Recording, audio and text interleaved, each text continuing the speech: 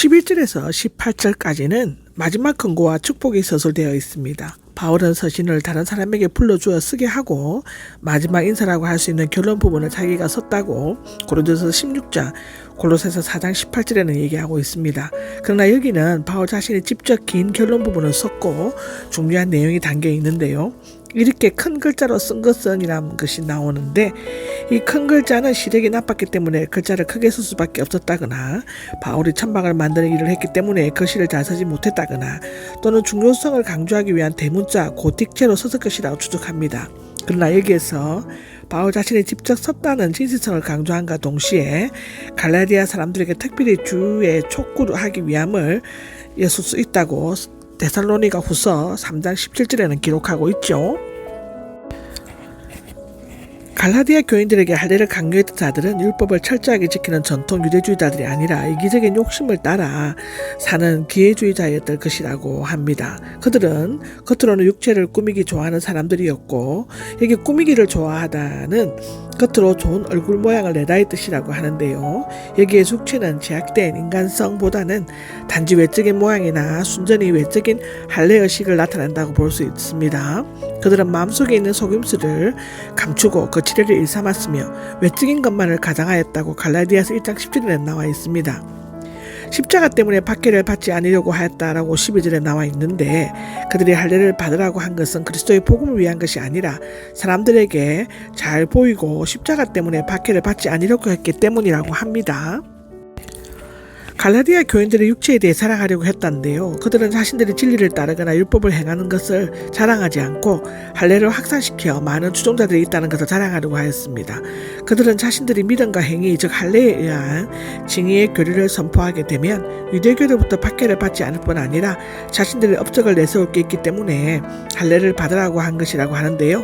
실제로 그들은 율법을 지키지 않으면서도 박해를 피하려고 기회를 엿보는 위선자들이었고 육체만을 자랑하려는 교만한 거짓 교사들이었습니다.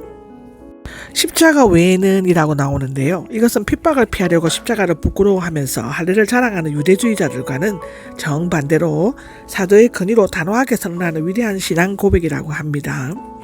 어떻게 보면 십자가는 연약함과 수치의 상징이었지만 바울에게 있어서는 율법의 완성이요 진리의 본질, 삶의 동기와 목적, 그리고 구원을 주시는 하나님의 능력입니다. 그는 율법주의를 철저히 배격하고 십자가만 자랑하고 십자가 외에는 전하지 않기로 작정을 하였죠. 고린도전서 2장 2절에 나옵니다. 이 십자가를 통해 못 박혔습니다인데 한때 세상의 영광을 구하고 인간적인 성공을 바라면서 살았던 바울은 그리스도와 함께 십자가에 못 박혀 죽음으로써 이제는 세상에 대해서는 아무 보잘것없는 죽은 자가 되었습니다. 세상도 역시 마찬가지로 거듭난 지금의 그에게 있어서는 아무런 설모도 없는 죽은 것이 되었습니다. 말하자면 서로가 버렸고 포기해서 죽었던 것이죠. 그는 마치 세상이 십자가 위에 달려있는 것처럼 세상은 그가 십자가 위에 달려있는 것처럼 여겼습니다. 그는 그리스도의 십자가 앞에서 인간의 실상과 자신의 참모습을 보게 되었다라고 로마서 7장 14절에는 기록하고 있습니다.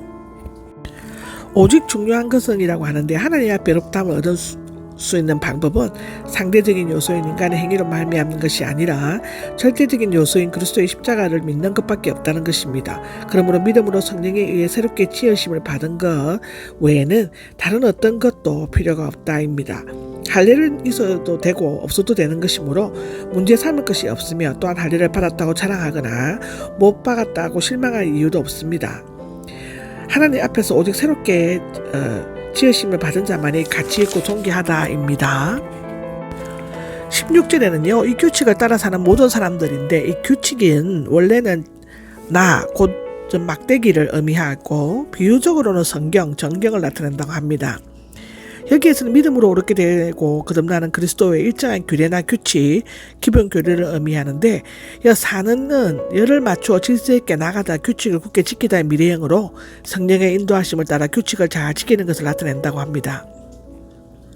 하나님의 이스라엘이 나오는데요. 그리고의 해석에 따라 의미가 달라지고 등위 접속사 그리고일 경우에는 이 규칙을 따라 사는 모든 사람들과 하나님의 이스라엘, 참 이스라엘, 그리스도께서 돌아온 유대인들로 구분된다고 하는데요.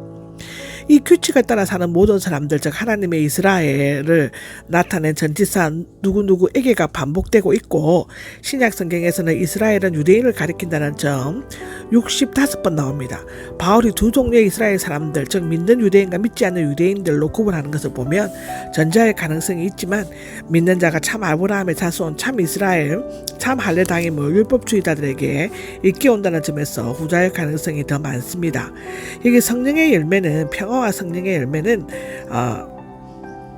하나이며 미래에 이루어질 행복과 축복, 구원을 의미한다고 하고요. 자비는 하나님의 무한한 사랑과 변함없는 은혜이니 남의 역경에 대해 동정을 나타내는 것을 뜻한다고 합니다.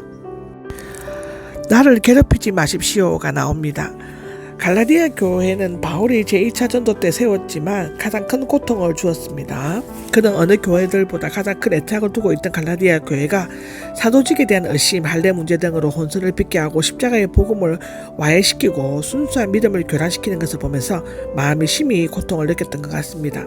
여기 예수님의 낙인인데, 낙인은 노예나 가축, 때로는 군인들에게 소유권을 표시하는 주인 또는 사령관의 이름을 불에 달고 새로 찍었던 것입니다. 바울은 주인이신 예수 그리스도의 존귀된 것을 영광으로 생각했는데요. 그가 그리스도를 위해 받은 핍박들은, 특히 한 번에 39대씩 맞는 채찍질에 의한 상처들은 그가 그리스도의 종이라는 사실을 입증해 주었습니다. 율법주의자들은 자신들이 할례로 인해 몸에 받은 조그만 흔적을 자랑했지만 바울은 그리스도로 말미암아 받은 고난과 박해의 상처를 자랑으로 여겼습니다. 이제 갈라디아서 6장 마지막 절 18절입니다. 여기 형제 여러분으로 끝을 맺는데요. 비록 큰 고통과 상처를 준 갈라디아 교인들이었지만 바울은 그들에게 변치 않는 사랑을 가지고 있었다는 뜻으로 애정 어린 형제 여러분이라고 부르고 있습니다. 주 예수 그리스도의 은혜, 지금까지 언급한 모든 성령의 약속과 구원의 의미를 함축한 것으로 그들이 구원받은 것이 자의적인 행위가 아닌 하나님의 주권적 사역에 있음을 강조합니다. 영과 함께 빈 것은 율법주의자들의 외형적인 행위보다 영의 믿음이 더 중요함을 일깨우기 위함이었던 것인데요. 아멘이 축도에 들어가 있는 것은 본서가 유일합니다. 이 서신을 읽는 자는 누구든지 저자와 함께 아멘이라고 고백하고 응답할 수 있는 것이죠. 이것으로서 갈라디아서는 끝이 납니다.